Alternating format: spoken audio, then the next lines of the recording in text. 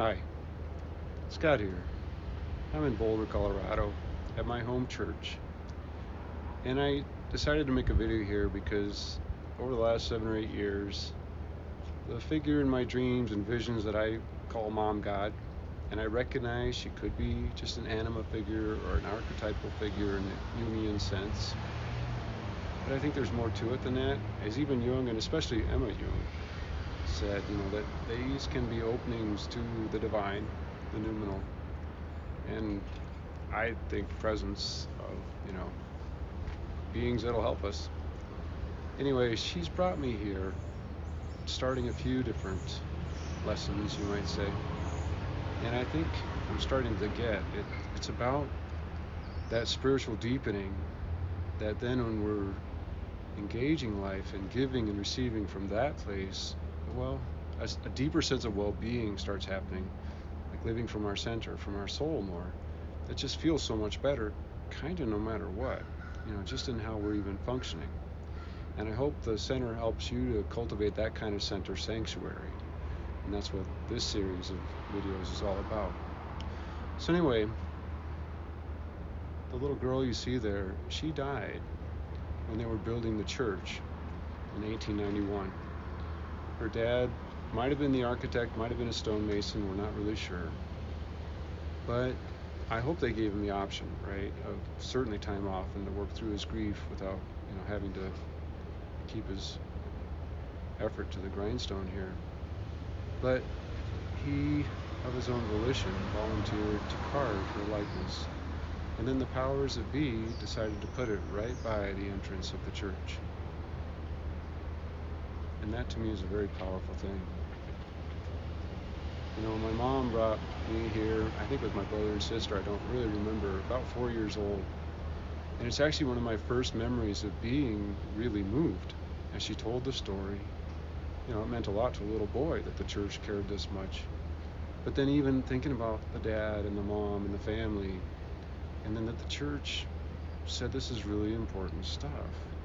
And most of all is to get to this heartfelt presence with one another. Right? So as I'm talking about this, it's not about church. It's about getting to, right, loving. And any building. The Buddhist across the street, I've been over there for meditation, and it's an awesome community over there. In fact, I went to a memorial service for a friend there it got me there completely. It's about, and this is what I hope the center supports you in, protecting the space for love. And that starts with developing our own center sanctuary, right, within ourselves, but then learning how to do that with each other, protecting the space, because being about love makes us vulnerable, right?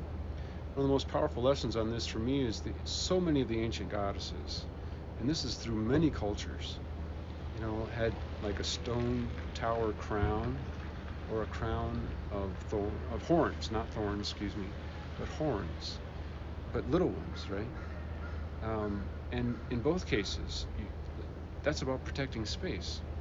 Think about it. You don't attack with a stone tower, right? You protect space for love, for civilization, where people can be vulnerable, because love makes you vulnerable, but in the best ways, right? It's getting to that heartfelt compassion, and then supporting each other through the hard things of life, because it's hard being human. And then learning how to, cultivate that in ourselves, so we have that wellspring to draw from our own center sanctuary, especially as we've been open to the divine and the creative forces of life. And, as I came here as an associate pastor here, because I was associate much later, that's when I started getting, this story has so much to it. And I think part of why she's taking me there in my dreams, this figure, think about the dance that's involved in this story, in a tragic loss. But then, the compassion, the receiving of the family by the congregation. To me, that's kind of feminine, right? But then the father carving out of stone, that takes a hammer and a chisel, hard work, right? Very pounding, literally. Well, that's more masculine. And there's this dance in the story of the masculine and feminine that's just beautiful. So when I say masculine and feminine, don't think so much guys and gals here as the masculine and feminine, like the yin and yang, that brings a wholeness, right? And when you think about how is life given, it's through this dance, like in our breath, of the inhale, that'd be feminine, and the exhale, masculine. And same with the heart, right? The heart opens to the blood coming in, feminine, and then expresses, masculine. And it's a dance. And when we learn how to live that dance of love, it gets us through the hard times and then helps us to celebrate what means so much to us, and that is love, right? And when we love each other and hold space for that with each other, that's what a sanctuary is all about, no matter what tradition. And in fact, you don't need a tradition. You just hope they help us get to loving. That's it. And if they don't, it's not helpful, right? But to develop practices that do. And that's what we hope the center supports you in. So anyway, as we go through these different lessons from I'm God, as I share some of these and we talk about developing our own center sanctuaries, and we hope the center is a building that supports you in experiencing safety and respect to really be yourself, and respect really all of who you are, feel the relief of being yourself, and then to be able to live from there, that wellspring.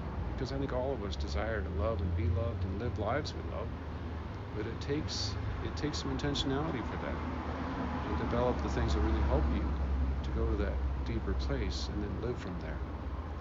Doesn't mean it's always heavy, not at all. Even while I was here in Boulder, I just have to share this with you because the other night, it's usually about 3 a.m. that I have these, right? I was thinking about her story and how sad, and then I felt like Mom God was saying, well, she did die, but she just died. In other words, she's an eternal soul. We're all eternal souls. I think she's had an amazing adventure ever since. I don't know specifically, of course, I don't know. But I mean, look how she's even touching us now. And I hope her soul is celebrating that. She's helping me get in touch with love. She's helped my whole life. And I hope she helps you too. So it's getting this big perspective and then get into the good stuff, get into love. Well, thank you for the ways you're doing that and supporting the center, and we hope the center supports you in doing that, developing your center sanctuary so you can live from there. Thank you.